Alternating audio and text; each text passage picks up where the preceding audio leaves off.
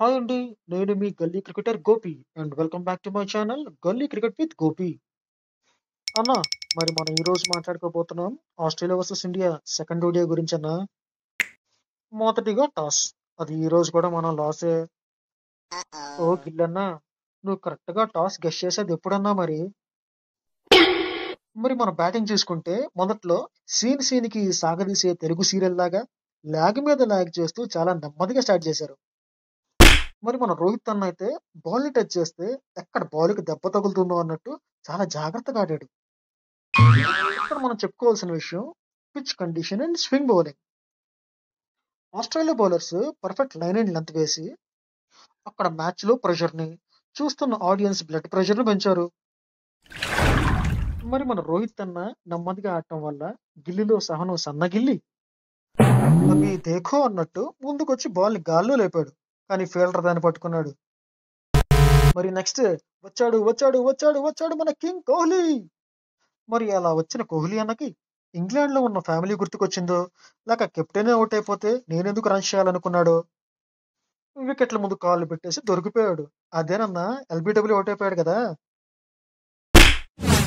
మరి అలా అవుట్ అయిన కోహ్లీ అన్న తనతో పాటు రెండో బాతుని తీసుకెళ్లాడు. అదే సెకండ్ టక్ అన్న ఈ సిరీస్ లో.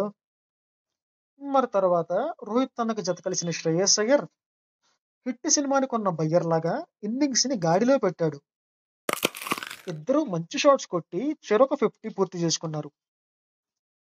కానీ కీలక సమయంలో ఇద్దరు అవుట్ అయిపోయి విలన్ చేతిలో హీరోయిన్ ని పెట్టి వెళ్లిపోయిన హీరోలాగా టీమిండియా కండిషన్ ని మార్చారు.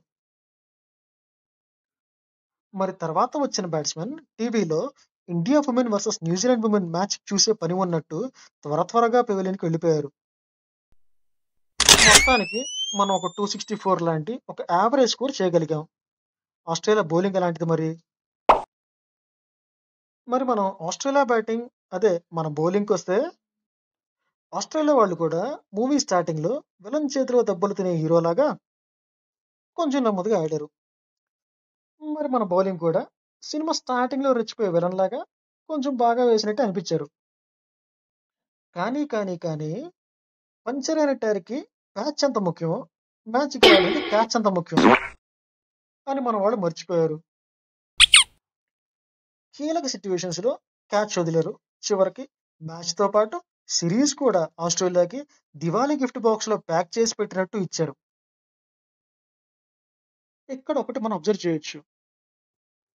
టీమ్ మేనేజ్మెంట్ లో జరుగుతున్న డిస్కషన్స్ వల్లనో, ఇంకా రిటైర్మెంట్ గాసిప్స్ వల్లనో మన రోహిత్ అండ్ కోహ్లీ మ్యాచ్ లో కంప్లీట్ గా ఇన్వాల్వ్ అవ్వలేకపోతున్నట్టు, ప్రెషర్ బాగా ఫీల్ అవుతున్నట్టు అనిపిస్తుంది. మరి మన కోచ్ గంభీర్ కానీ లేకపోతే సెలెక్టర్స్ కానీ మన టూ లెజెండ్స్ కోహ్లీకి రోహిత్ కి ఇలాంటి సిచ్యువేషన్ తీసుకొచ్చి ఉండాల్సింది కాదు.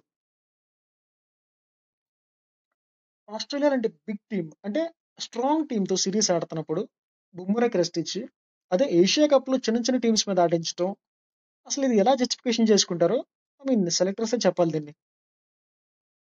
అలానే ఆస్ట్రేలియా మీద మంచి రికార్డు ఉన్న కుల్దీప్ యాదవ్ కి అసలు మ్యాచ్ లో ప్లేసే లేకపోవడం అనేది వాళ్ళు ఎలా డిఫైన్ చేసుకుంటారో మరి గంభీర్ లేక అగార్కర్ వాళ్ళు ఎక్స్ప్లెయిన్ చేస్తే ఇంకా బాగుంటది.